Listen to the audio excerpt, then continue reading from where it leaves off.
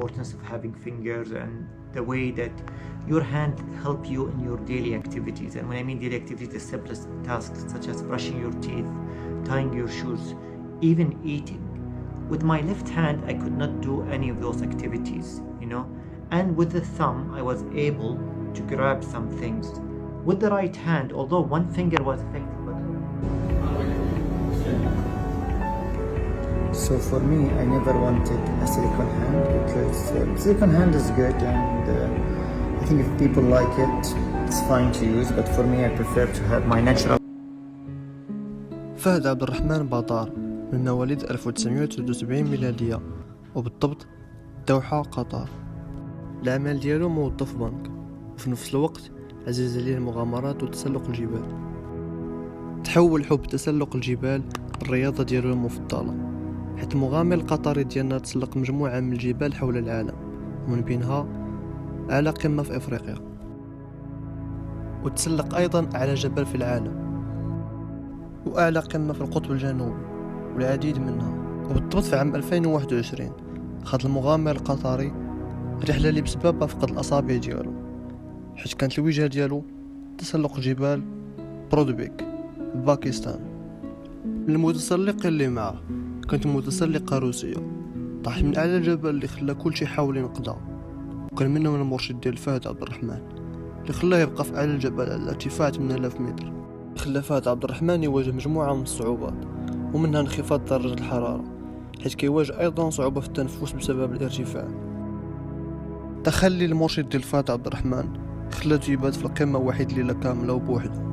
قضى المغامر يوم ونصف باش يوصل إلى قاعدة المعسكر، وانتظر أيضا 3 أيام عاد جاو فرق الإنقاذ يساعدوه. خلات هاد المدة كاملة فهد عبد الرحمن يتصاب بهلوسات بسبب نقص الأكسجين، حيث تعرض أيضا لعدة أضرار في يديه، وأيضا تضخم في المخ ديالو.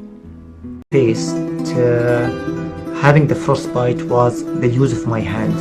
Like we always underestimate the importance of having fingers and the way that your hand help you in your daily activities. And when I mean daily activities, the simplest tasks such as brushing your teeth, tying your shoes, even eating. However, after the amputation, I will need to adjust using mainly this thumb without having the fingers. One of the questions I got was why we don't keep them. Actually, eventually, those may fall off after some time. However, I have a risk of infection, and also because of them being there and having the risk of infection, it may take very long time for them to fall, and I may cause myself further damage below. كان فات الوقت العلاج الحالة اللي تصاب بها في الأصابع ديالو، اللي خلاه يضطر يقطع 4 الأصابع من اليد اليسرى وصبع واحد من اليد اليمنى. هاد المرض اللي عانى منه قطع الأصابع ديالو ما خلاتوش ينهي المسيرة ديالو في تسلق الجبال.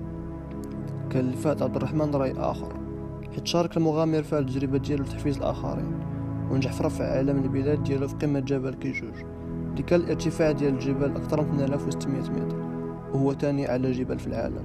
قمة كيجوج قبل 10 شهور أو قبل سنة بالضبط صار لي حادث، وقبل 10 شهور عملت العملية فقدت أصابعي، وقال لي عمي أنا بقدر أتسلق مرة ثانية.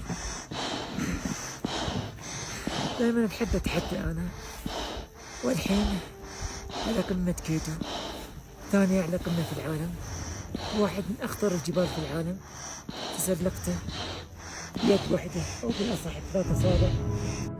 هنا كنشوفو ميساج واضح وباين: عمرك تخلي عائق يحبسك دير داكشي اللي باغي، خلي لهم في جنب وواجه الصعوبات، راك قادر.